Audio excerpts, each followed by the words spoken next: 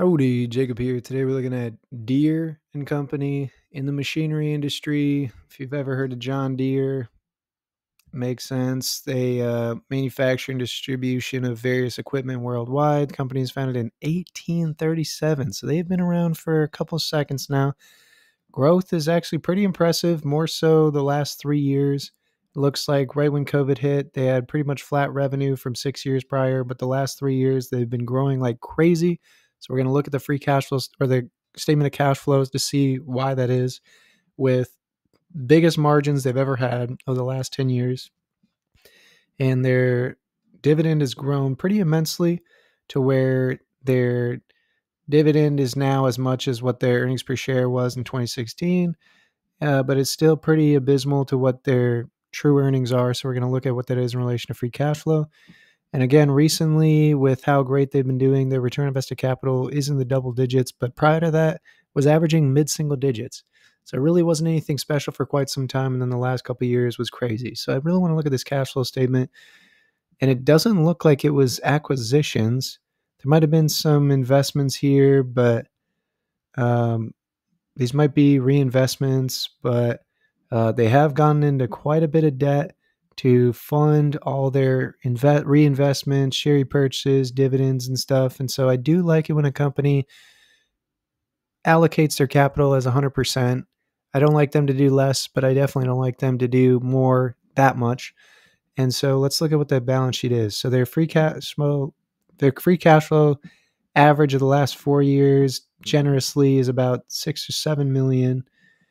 Let's be generous, 7 million, and they have 7 billion, 24.9 billion in short-term debt and 38 billion in long-term debt. That's a problem for me. So their cash on hand is about 8 billion, 8.5 billion almost. You take that off, you're still looking at about 16, 17 billion in short-term debt, and they don't produce anything like that in 1 year. So to me, that's already a concern. The reason I'm not as concerned is because it is Deere. It is John Deere. It is Deere and Company. So I'm not terribly concerned due to that name being as powerful as it is. But this balance sheet alone, if I didn't know what the company was, I would absolutely be concerned.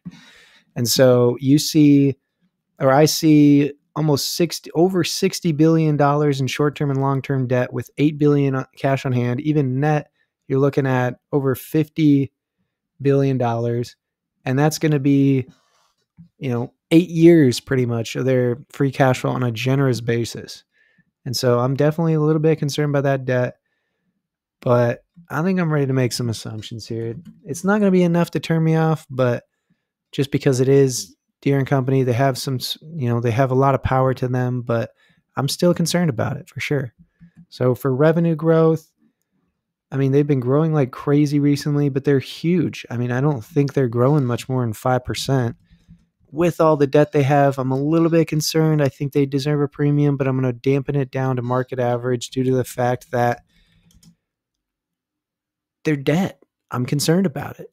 Even for them, I'm just a little bit concerned. I'm going to be generous with the margins here. Maybe let's do a range of 14 to 16% or 16 to 14%. Share change, that's a little too generous. Okay, let's dampen that. 14 and 12. There we go. Comfortable with that. The dividend currently paying out $1.6 billion. Not a whole lot. I think they can increase it. I don't want them to increase it too much because I'm going to have a little bit of money going to capital allocation, but I'm going to increase it pretty much with inflation. Fine with that.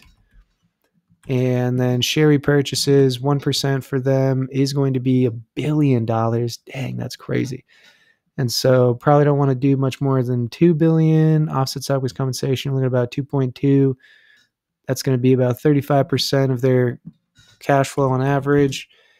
And these assumptions are basically saying, we got 35% roughly to share repurchases.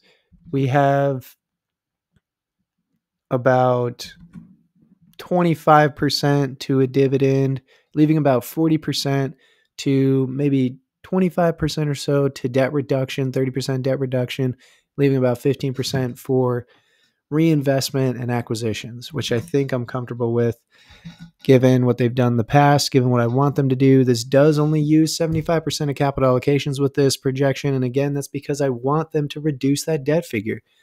You have to balance what you want them to do with what they've done historically.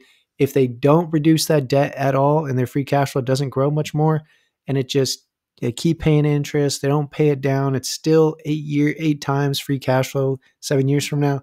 That's going to be concerning to me. So that's why I want them to be paying down a bit of debt each year to be able to dwindle that down to the end of 7 years, maybe six times. If they grow their free cash flow to 50% higher than what it is today and they lower it by a couple $1 billion, $5 to $10 billion, that's going to make that ratio much more appealing to me. And so for me right now, they haven't decreased debt. They've decreased debt one time in the last 10 years.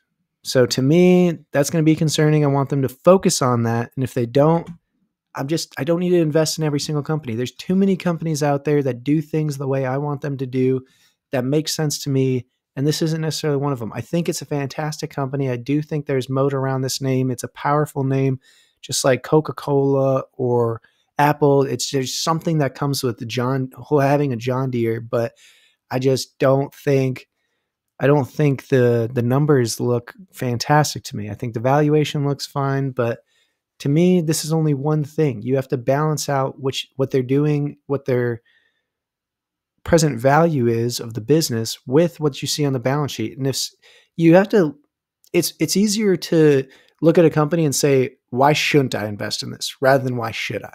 And so to me, that balance sheet and their reduction of debt only 1 year of the last 10 is almost telling me don't invest in it. I would have to buy this at a really cheap price for me based on that fact alone. But either way, I hope you enjoyed this video and I hope you learned something. Have a great rest of your day. Thanks.